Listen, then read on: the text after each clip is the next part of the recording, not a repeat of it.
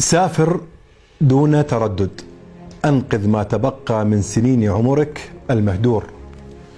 سافر وسترى شعوبا غيرنا وتفهم معنى الإنسانية والحياة. ستعرف أننا لسنا أحسن شعوب العالم ولا أعرقهم. لا أحد هناك يعرف شيئا عن عنترة وشيبوب والزير سالم وتأبط شرا والقعقاع والصعصاع وبطولاتهم البلهاء الوهمية. ستكتشف كذبة 6000 سنة حضارة، وستكتشف أن بلادك صفراء وليست خضراء كما كنت تحسبها.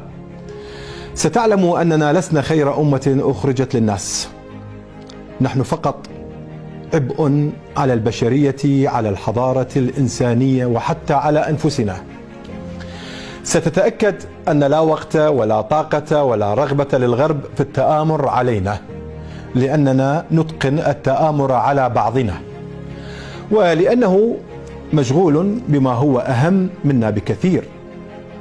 ستستغرب لطف سائق التاكسي والشرطي وعامل المطار وموظفة ختم الجوازات أو حتى نادي الكشك القهوة.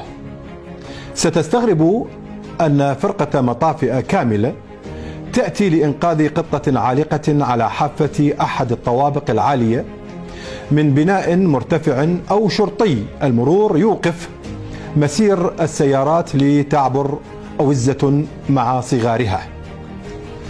ستستغرب عندما ترى الحاكم يمشي في الشارع لوحده من دون أن يتحلق الناس حوله ويتغنوا بحكمته وعبقريته الفذة التي تحسدهم عليها كل الأرض، ومن دون أن ترافقه مواكب ودراجات نارية ومصفحات كالتي